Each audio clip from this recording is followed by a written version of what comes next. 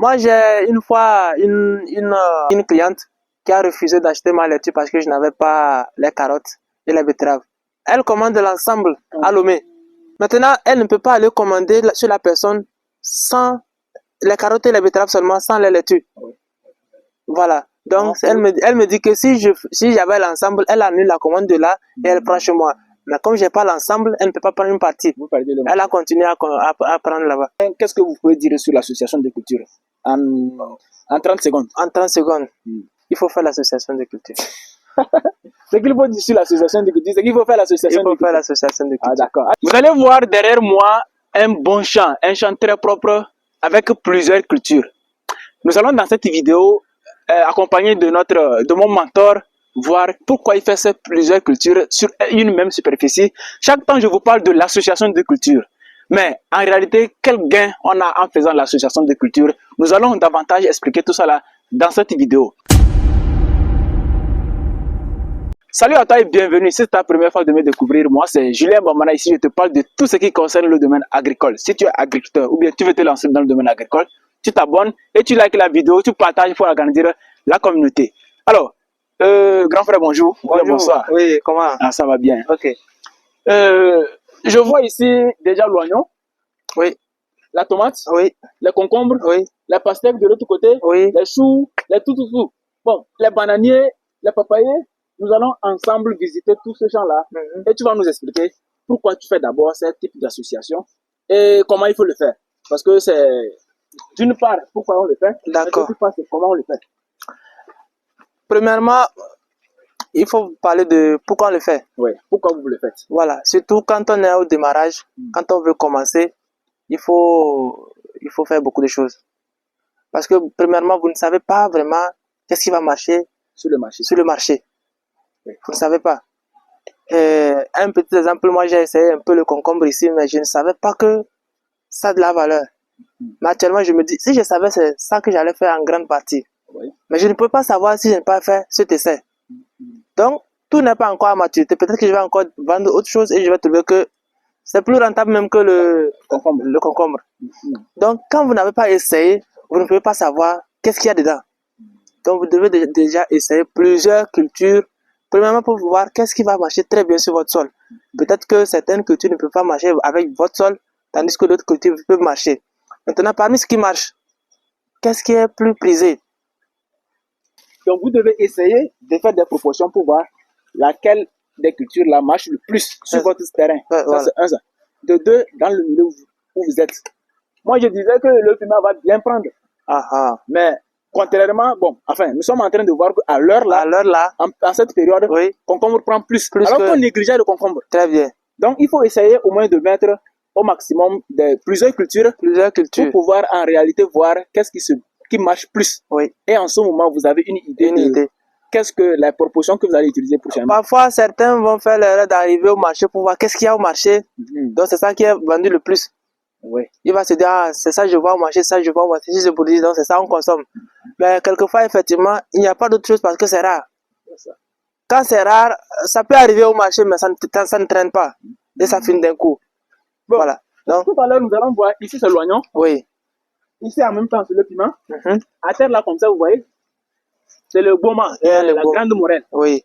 Et si on va de l'autre côté, même en d'arriver, nous avons le maïs. Très bien. Nous avons le maïs sur la ligne. Oui. On va aller de l'autre côté, vous allez voir. Et en même temps, ici, c'est l'aubergine. C'est l'aubergine. Bon, j'avoue que rien n'est encore en maturité. Vous êtes en train de produire, mais le champ est tellement magnifique. Pourquoi vous faites beaucoup en même temps? Ça dit, vous devrez peut-être mettre côté aubergine, côté mais je vois déjà le maïs dans le piment. Oui. Il n'y a pas un problème.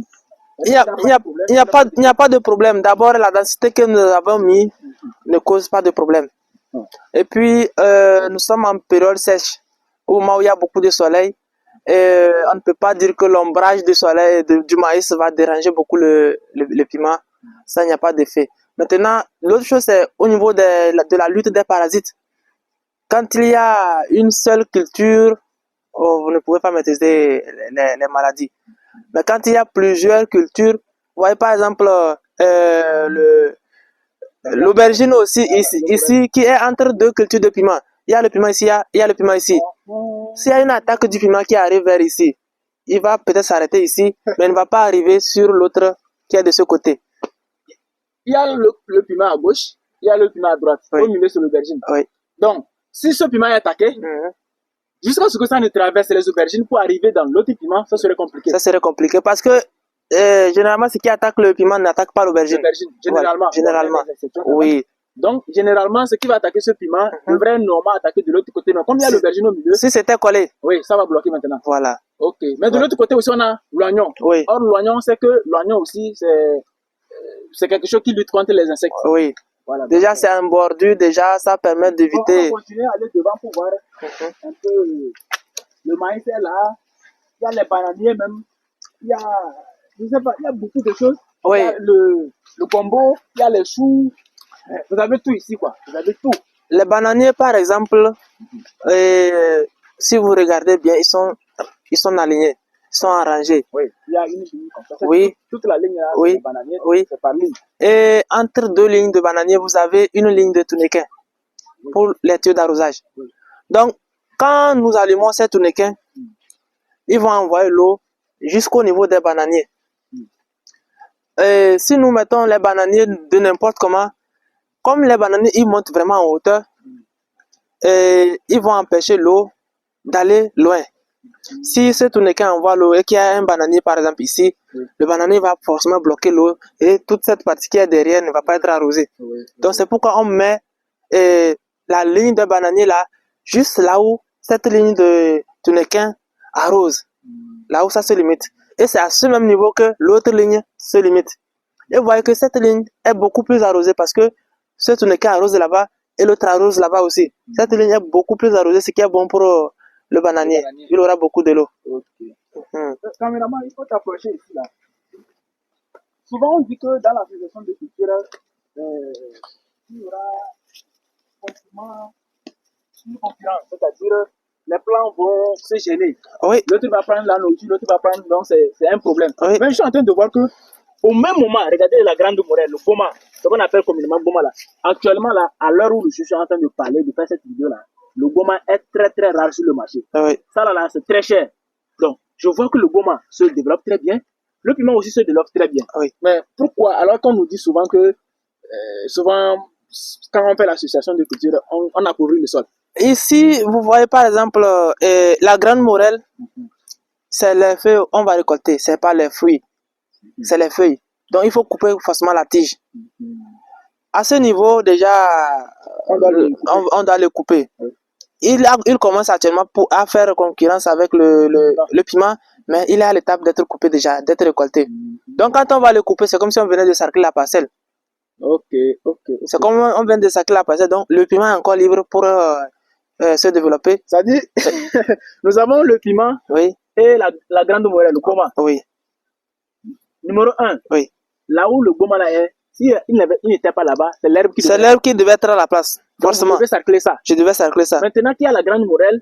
C'est comme c'est l'herbe là qui devait être là. Oui. Maintenant que je viens sarcler, mais que je vais vendre. Maintenant, comme c'est en train de faire concurrence avec vous allez voir que c'est en concurrence avec le piment. Oui. Mais ça a l'étape de couper. Oui. Vous venez vous couper, vous l'avez sarclé ça. Oui. Jusqu'à ce que ça ne soit grand encore comme ça pour gêner la plante, vous coupez encore. Je reviens sarcler encore. Donc, mais pour vendre. Vous sarclez pour vendre. Oui. Or, s'il n'y avait pas le goma ici, c'est les herbes. Ce n'est que les herbes. Partout, vous voyez, il n'y a que de l'herbe. Et voilà, tout simplement ça. L'agriculture maintenant, en réalité, il faut réfléchir. Il faut pas faire bêtement quoi. Parce que longtemps, nous disons que l'agriculture n'est pas rentable parce que, nous ne prenons pas le temps pour être patient, pour aller jusqu'au bout. Deuxièmement, on ne cherche pas à innover. On ne réfléchit pas pour voir qu'est-ce qu'on peut faire de mieux que ce qu'on avait déjà fait avant. Voilà. On veut refaire la même chose que ce que... Donc ici déjà, bon, je pense que dans quelques semaines, pour ne pas dire un mois, le maïs déjà serait prêt pour eux. Oui. Déjà, là, il commence à être en floraison. Là, c'est bien. Par ici, nous allons voir le gombo. Donc, vous avez fait aussi une partie, le gombo. Et dedans, nous avons les bananiers. Oui. Il y a un peu de choux devant que nous avons aussi voulu essayer en association. avec Voilà. le gombo. Ça, c'est le gombo. Le gombo, c'est de l'offre très bien. Hein. Oui, Ça, c'est de l'offre très oui. bien. Apparemment, les fleurs veulent commencer. La fleur veut commencer. Ça veut commencer. C'est comme il y a déjà quelques fleurs là, ouais. Voilà. Vous voyez, c'est les fleurs qui veulent commencer comme ça. Voilà, c'est bien, c'est bien. Et de part et d'autre, nous avons les bananiers. Oui. Les bananiers. Nous sommes en pleine sécheresse. Nous sommes en janvier actuellement, mais moi, je suis en train de planter mes bananiers parce que j'ai tout simplement de l'eau. Voilà. Je peux arroser.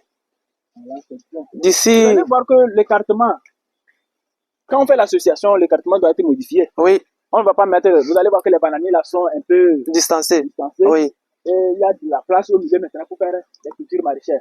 c'est ça. Donc c'est une stratégie aussi. Quand on dit de faire l'association de culture, il ne faut pas prendre les dimensions standards. C'est les ça. dimensions de C'est ça. qu'on fait Le bananier, normalement, on peut le faire à 2 mètres Oui. quand on est en culture pure. Mais ici, il n'y a qu'une seule ligne. Mais nous avons déjà dépassé les 2,50 m sur la ligne. Et la deuxième ligne est à 10 mètres. Vous voyez déjà? Oui. Donc, sur la ligne, vous pouvez respecter ces 2 mètres. je pouvais respecter, mais j'ai fait même plus que ça. J'ai dépassé les 2,50 m. Oui. Maintenant, entre deux lignes, il y a 10 mètres. Les 10 mètres maintenant, c'est pour faire toutes les cultures. Toutes les cultures que voilà. Voilà. Donc c'est une stratégie aussi pour pouvoir rentabiliser. Oui. Parce que, comme on le dit, quand on est à l'association de culture, ici, de l'autre côté, nous ne sommes pas allés là, par là. De l'autre côté, nous n'avons pas été là-bas. Vous avez le chou. Oui. Vous avez l'aubergine. Oui. Vous avez un peu de tout. D'une part, pourquoi c'est important d'avoir tout ça là? Parce que la majorité de ceux qui font la salade, ceux qui prennent la laitue, oui, ils ont besoin des betteraves. Oui. Ils ont besoin de la carotte, des choux, des tomates, tout ça là. Donc, quand vous amenez votre laitue sur le marché avec tous ces trucs-là, ils payent, la personne paye tout en même temps. Moi, j'ai une fois une cliente qui a refusé d'acheter ma laitue parce que je n'avais pas les carottes et les betteraves. Ah bon? Oui. Elle commande l'ensemble à Lomé. Maintenant, elle ne peut pas aller commander sur la personne sans les carottes et les betteraves seulement, sans les laitues. Voilà. Donc, elle me dit que si j'avais l'ensemble, elle annule la commande de là et elle prend chez moi. Mais comme j'ai pas l'ensemble, elle ne peut pas prendre une partie. Elle a continué à prendre là-bas. Vous voyez? Donc, ça veut dire que si vous avez tout... Oui. Je la gagne comme cliente. D'une part aussi, quand vous avez beaucoup de choses sur le marché, ça veut dire que forcément, il y aura quelque chose qui serait plus valorisé en ce moment-là. Absolument. Donc, ça veut dire que si vous amenez et que l'autre ne paye pas, au moins l'autre va payer. L'autre va payer. Donc, ce qui veut dire que vous ne sortez pas perdant. C'est ça. Or, si vous avez fait une monoculture, toute la superficie là, imaginez que c'était la tomate. Et vous récoltez d'un coup, la vente serait très d'abord, arriver sur le marché comme c'est trop, on va te casser le prix. Et quand on casse le prix, ça ne t'arrange pas. Et si on ne paye pas aussi, ça gâte. Ça se gâte alors que très vite. C'est beaucoup, quand c'est plusieurs cultures, vous amenez un peu, et puis bon, voilà. Surtout pour une grande surface comme ça, et pour un début comme ça, il faut. Mais si vous avez gagné un marché, si vous avez gagné un marché, quelqu'un qui vous dit, voilà, si vous m'apportez 10 tonnes de piment, moi je vais prendre. Là où vous vous concentrez, pour le piment. Mais quand vous n'avez pas ce genre de contrat, il faut essayer de faire un peu de tout. Oui, un peu de tout. Parce que si vous avez des maladies avec une culture, ça ne va pas forcément affecter les autres cultures. Et si vous avez un mauvais marché avec une culture, ça peut être un autre cas pour les autres cultures. Voilà. Et puis aussi, la période de maturité. Il peut arriver à un moment où vous n'avez plus de sous. Par contre, si vous n'avez qu'une telle culture, vous devez attendre la maturité de cette culture. Peut-être s'il y a une autre culture, elle pouvait venir à maturité plus tôt que celle qui est là, et pour avoir un peu de liquidité avant l'autre. Là, ça, c'est déjà une formation qu'on vient de donner comme ça. Hein. Il faut avoir des stratégies pour pouvoir rentabiliser. Donc, plus vous faites plusieurs cultures, vous avez la possibilité de vendre l'autre plus cher. Même s'il y a des maladies, au moins l'autre culture va être mieux. Oui. Par exemple, j'avais fait le maïs en association avec le gombo. Il y a eu une grande sécheresse qui est arrivée. Je n'ai rien récolté en maïs, mais j'ai récolté en gombo. Voilà. Donc, ça veut dire tout simplement, si tu avais fait uniquement que le maïs, c'est fini. Mais si, comme j'ai fait le maïs et le gombo, au moins j'ai perdu en maïs, mais j'ai gagné en gombo. Et ce qui était avantageux, c'est que j'avais divisé ce champ et j'ai mis à côté le piment. Et le piment, j'ai beaucoup gagné là-bas. Donc, si j'avais pris tout ce champ-là, mettre le maïs, Ça veut dire que cette année-là, Tout est perte. perte. Tout est perte. Donc, en réalité, l'association de culture, si vous êtes débutant, il faut forcément faire ça. Il faut forcément. Pour tester le marché. Il faut associer tester votre sol. dans l'espace et dans le temps aussi.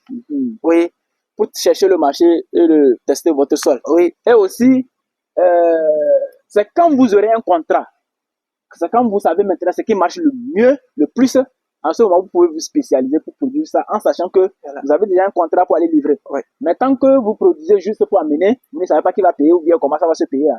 Vous produisez un peu de tout et arrivez sur le marché, vous avez vous avez plusieurs choix. Vous avez Ou bien vous avez plusieurs clients. Voilà. Même une dame qui passe comme ça a besoin du chou, elle va payer. L'autre qui va passer a besoin de la tomate, elle va payer. On va payer. On tire vers la fin, hein, sans trop aller en profondeur, parce que si vous voulez avoir plus de profondeur, nous allons organiser une série de formations sur l'association du maïs et du soja. Vous allez apprendre dans cette formation pourquoi il est important vraiment de faire l'association, qu'est-ce qu'on gagne dedans et comment on le fait. Voilà, donc inscrivez-vous massivement pour ne pas rater cette grande formation qui s'annonce. D'ailleurs, nous avons lancé plusieurs formations. Nous avons la formation sur la culture de la papaye, formation sur la culture du piment et formation sur le gombo, la culture du gombo. Ici, nous sommes dans le gombo et nous allons apprendre tout ça là ensemble. Donc, ne ratez pas cette formation, c'est l'occasion pour vous de vous inscrire. Contactez le numéro qui s'affiche pour vous inscrire. Si vous voulez avoir plus d'avantages ou bien plus de contenu exclusif avec ce monsieur exceptionnel, je vous laisse aussi le lien de sa chaîne YouTube dans la barre de description. Vous pouvez aussi jeter un coup d'œil sur sa chaîne pour voir ce qui se passe. Alors, on se dit à très bientôt pour une prochaine vidéo. Ciao. Mais s'il fallait dire un mot de fin, qu'est-ce que vous pouvez dire sur l'association de culture en 30 secondes? En 30 secondes, il faut faire l'association de culture. Ce qu'il faut dire sur l'association de culture, c'est qu'il faut faire l'association Il faut faire l'association de culture. Ah d'accord. Allez, la papaye est une culture très rentable mais très négligée par le grand public. Sur un hectare de papaye, vous avez 2000 pieds ou 2500 pieds de papaye. Avec un rendement moyen, vous aurez 12 500 000 francs CFA par an comme chiffre d'affaires pendant 3 ans. Si vous avez envie de vous lancer dans la culture de la papaye et avoir une rentabilité de 12 500 000 francs CFA par an pendant 3 ans, nous avons la meilleure formation qu'il vous faut. Nous organisons une formation 100% pratique qui va vous montrer étape par étape comment produire la papaye de A à Z, c'est-à-dire du choix du site en passant bien sûr par la pépinière jusqu'à la récolte. Pour t'inscrire, contacte le plus 228 97 06 75 10. Les 25 premiers inscrits auront une réduction de 50%. En 2025, ne sois pas un spectateur, passe en action.